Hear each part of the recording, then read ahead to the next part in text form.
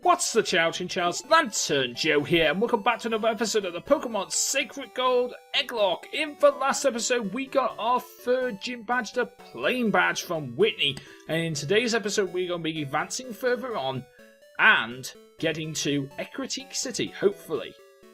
Now, also, I need to let you know, guys, I got a lot more eggs. People have been sending in a couple more eggs, and I've been getting a few more eggs, and there are now more eggs for me to use. So that's brilliant, and I've added them to the save file so you guys can play. If you're playing along, you can use them too. And I've also added a few other things to the save file, like the documentation for this hack, because the fact is, this hack does give you a lot of documents. It does tell you what's been changed from the original game. Strayon is really nice and does tell you this stuff. I just forgot to give it to you when I started the series, so it's there in the download now. If you don't want to download it again, you don't have to. It's just that those documentation might be useful. You might not need them. You might not. You might want to use them. You might not need them. You might know. Never know.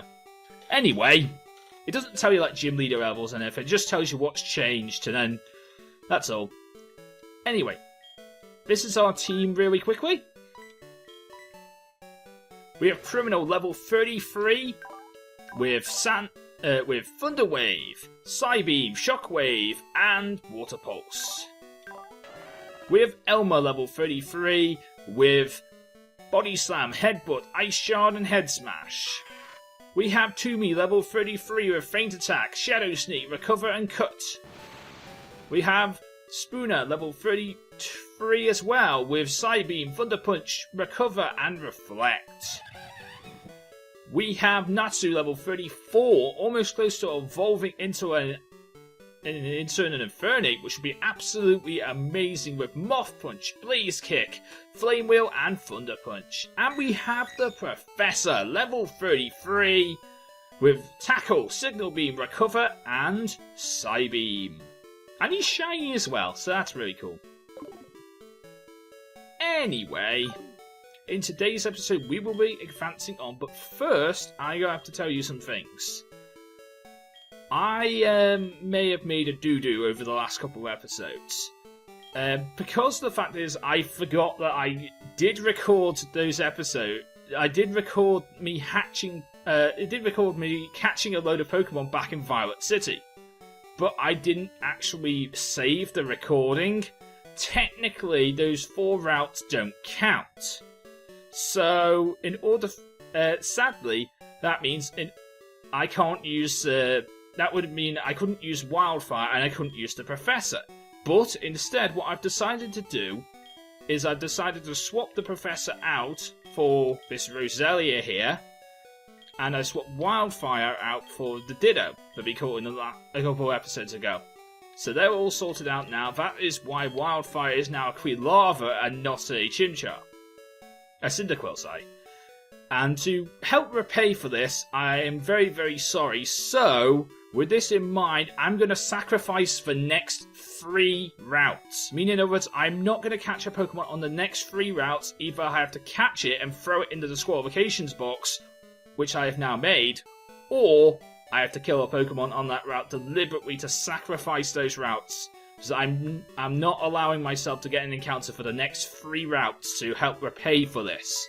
So I'm very sorry because I accidentally caught those Pokemon out of place and hatched them into Pokemon that shouldn't have been actually hatched yet. So in this situation, to allow me to use those Pokemon, I'm not going to catch another Pokemon for the next 3 routes. So my next encounter should be Ecruteak City. Because I'm going to... Actually, wait, Route 37 should be my next encounter, because I'm not going to get an encounter from Route 35, I'm not getting an encounter from the National Park, and I'm also not allowed to catch the Sunowuno. So that means that my next encounter is Route 37. Which is okay. I'm okay with that, and that's just basically the way it has to be, because I made a doo-doo, and I'm not going to make that doo-doo again, otherwise I'm going to have to sacrifice more routes. But I'll be fine with that. Question of the day for today's episode, guys, is, of course, Mega Rayquaza was announced in a 7-hour live stream for Pokemon Alpha Sapphire and Omega Ruby last night. What are your thoughts on the Mega Rayquaza? Let me know in the comment section down below. What are your thoughts on Mega Rayquaza? My thoughts on Mega Rayquaza, I love the Pokemon. I'm really looking forward to using Mega Rayquaza. I don't think I'll be able to use it in competitive battle at all, because I believe the Rayquaza Knight is going to get banned to Ubers, and then possibly even further than that, being banned like Mega Gengar is, not even being allowed to be used in Ubers. So, I don't know whether Mega Rayquaza is going to be actually that good, but it could be interesting. Dragon Ascent looks amazing, and its ability Delta Stream, which prevents flying type moves from being prevents super effective moves on flying types. So, for example, as I just done a shockwave to that Hootu that Noctowl there, if we were in Dragon Delta Stream, that would have done literally like no damage to it. So that would also mean that Mega Rayquaza is not weak to Ice; it's only weak to Fairy, which is interesting too. A Skiploom. Okay. The one thing I am annoyed about for this, for that, is the fact that they did a 7-hour live stream, and the only bit of news we got from that 7-hour live stream was Mega Rayquaza. That's the annoying thing.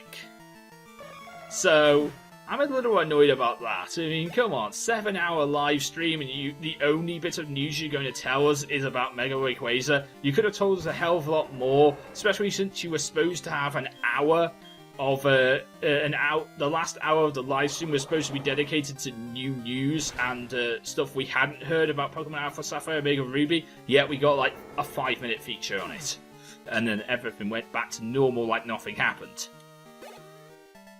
Because basically the whole point of that live stream, well, the thing about that live stream was like a Japanese playthrough of Pokemon Alpha. Was a Japanese playthrough of Ruby and Sapphire. That was the whole live stream. It's just a Japanese playthrough of Ruby and Sapphire, which I don't mind personally. I'm not indifferent to see how the Japanese people get through it. I mean, there were some funny references. I mean, if I understood Japanese, I would have probably laughed at their jokes as well. But the fact is, I'm not Japanese, so I wouldn't understand their jokes. But you know, I would have just liked some more news. That's all. But it did show us some of the new footage from the games, and it looks like an amazing game. I am looking really forward to playing out Pokemon Alpha Sapphire and Omega Ruby when they come out. So I'm really looking forward to that. But basically now I just want to sort of say that like I've heard enough of these games to to spark my interest. Anything more might just like be like the straw that broke the camel's back, really, because the fact is I don't really feel like we need to know more. I know that there's like supposed to be something on Pokemon Get TV this weekend. On the weekend I'm recording this, and I know there's possibilities of there being a new Korokora the week afterwards as well. So that would mean more news again. But I don't know what we're gonna get from there. Possibly a few more Megas, maybe Mega Flygon. Mega Flygon would be interesting, but really, I don't really know what else I'd want as a Mega, really. I feel like if you just show us some more screenshots from the demo, show us how we're going to get a hold of the demo in all the places in the world, especially America. So a couple of my American subscribers still don't know exactly how they're going to get a hold of the Pokemon Alpha Sapphire Omega Ruby demo. So hopefully they'll know that eventually, and it's not like Club Nintendo Platinum members get it out and then have to distribute it through codes. Because if it's like that, a lot of people might be annoyed. Because there'll be the endless supply of, do you have codes, can I have the codes things. Just like there was for the Smash demos. I mean, that was fine, but you know, I just feel like we don't really need that. I'd prefer if they just gave I just prefer if the demo was available on the eShop ready for everyone to download. That would be so cool. Sadly, that's not going to be the case. Because I have to go to my my specialist game shop in the UK. I have to take about a 30-minute bus ride to go to the specialist game shop in order to get it, and then I don't even know if we're going to have it in stock. That's another thing. I don't even know if we're going to have the demo in stock, because for the Wi-Fi events, my specialist game shop is not actually that good having the actual Wi-Fi codes in. It's not that good at doing it. So whether it has it in or not, I don't know. We'll have to wait and see. Okay, one route sacrificed. And then I will sacrifice the other 2 routes, because I need to go and get an encounter from the National Park, and then I need to go and get an encounter from... I need to go and kill the Sunawuno, and then we would have sacrificed all the routes. But other than that, we should be fine. Now, one thing I do count pinwheel claws in the National Park. That is one of the things I will be counting for this Let's Play. Because there is a very special contest on certain days, the bug catching contest. And I want to take part in that, as a very loud car goes past my... Oh, was that a motorcycle? Either way, it's going past my window at a very loud speed, and I don't like it. Anyway, yes, as I was saying, I'm going to be taking the... I will be doing the bug catching contest in a special episode, probably one of my bonus episodes I will be doing the bug catching contest in. And I hope to win it, so I can actually get a stone evolution, a stone as well. That'd be really cool if I get a stone.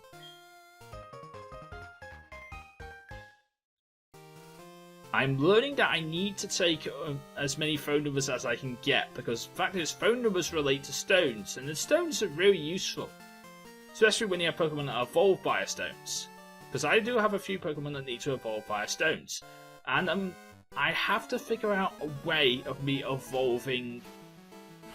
I have to figure out a way of me evolving Kadabra. I don't know exactly how I'm going to do it yet, because the trade stones that you need to make trade evolutions happen are available through in-game trades in this game. Meaning that you have to do an in-game trade, and then the Pokemon you get back from the in-game trade is holding the trade stone that you need to do trade evolutions with. So, I need to do some in-game trading. So, one of these days, I'm going to have to go and do some in-game trading. For example, I know that someone wants a Bellsprout for an Onix somewhere, so in Violet City. So, if I could do that, that would be a good idea, to go and get the Bellsprout for the Onix. You know, go and catch another Bellsprout, so I could go and get an Onix, trade it over. It wouldn't count as an encounter, it just go straight into the disqualifications box.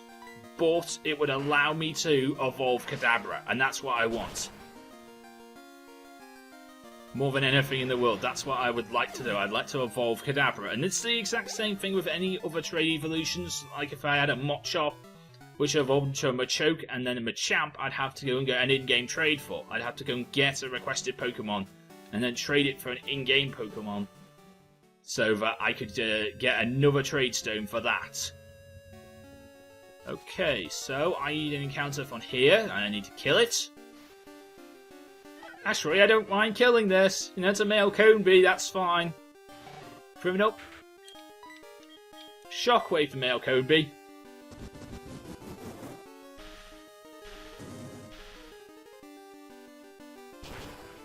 And... yep, down goes the male Coneby. Alright, that's fine. I would have definitely not wanted to catch that in the first place. So that's National Park disqualified. And Route 35 has been disqualified. Now all I need to do is kill the Sunawuno, and that is that.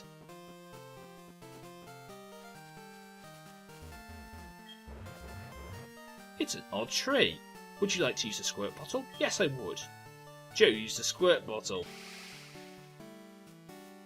The odd tree doesn't like the squirt bottle. The odd tree attacked. I love that. The odd tree doesn't like the squirt bottle. And we have Sunawuno, level 25. It's actually 5 levels. It's actually 5 levels higher in this game, which is pretty cool. Thank you, Drayano, but still, dies my water pulse, please. Okay, down goes Sunawuno. Which means I am allowed to catch the next encounter. That was fun. I'll give you this for entertaining me. And we got some berry pots, which means we can grow berries. Are you gonna give us some... oh, you gave us berries. It's got some orange berries and some pecha berries. Not bad.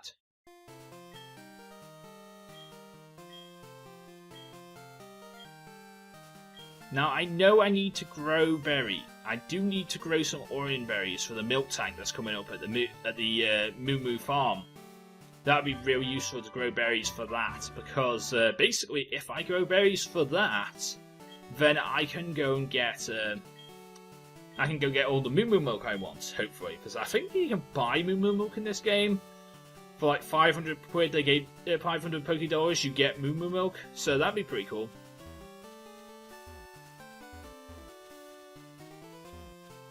Huh. What do you want? Hiya! Whoa. These trees are not bricks, but I can sure give you something to break bricks with.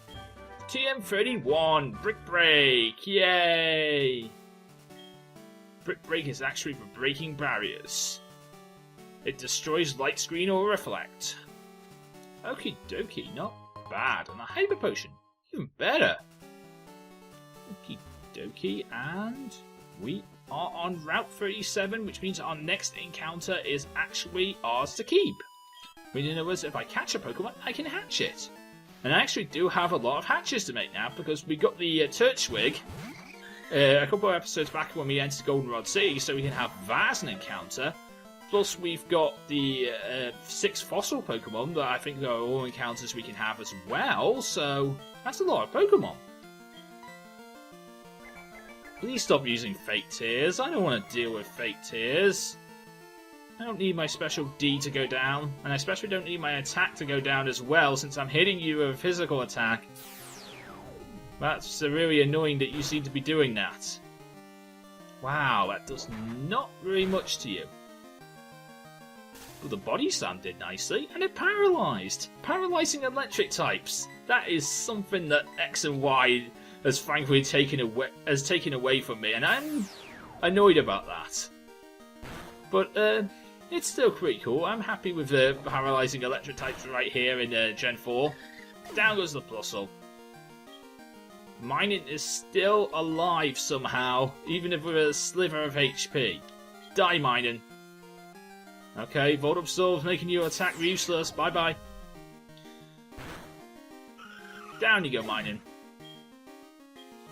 I'm not a big fan of Plusle and Minun, I must admit. They're not the best Pokemon in the world. I always thought they needed some kind of evolution to make them a full feasible. But sadly, they've never got one. And that's the problem with most of the little rodent Pokemon, like Pikachu's evolution line. Pikachu got an evolution, but every other one in the little rodent line has sadly not got an evolution. For example, look at Pachirisu. But then again, people can say Pachirisu went to Worlds this year and it's actually a really good Pokemon. Well, that can be debated. See, I don't really like to say that any Pokemon is a good Pokemon or a bad Pokemon. I like to say that the chances that a Pokemon could be good or bad depending on the trainer. That's the way I like to look at it. A Pokemon could be good or bad depending on the trainer and how they use said Pokemon. That's the way I look at things. Okay, so the Weeping Bell is down, but that Gloom is still there. I hope this Gloom doesn't know something like Mega Drain. You want to learn Signal Beam? Do I want you to learn Signal Beam?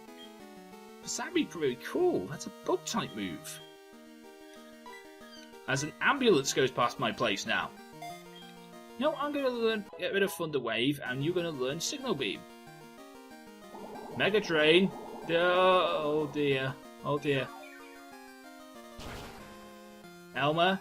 Oh, that did nothing. Thank God. I thought that was going to do more than...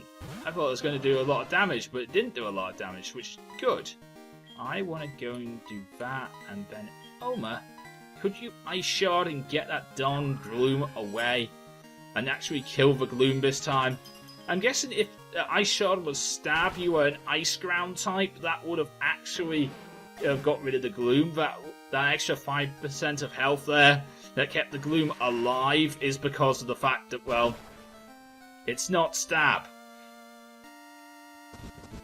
I also don't like the fact that there's a Stormy in now, and that means that Elmer's going to get destroyed again. But of course we have Criminal here. Criminal can help repay the favour. And gets rid of that Pokemon Force, Elmer. And what you got left? A Cloyster. I think I want to use Shockwave on the Cloyster, but I'm also going to switch out. That's my timer, which I really thought I had it on stop.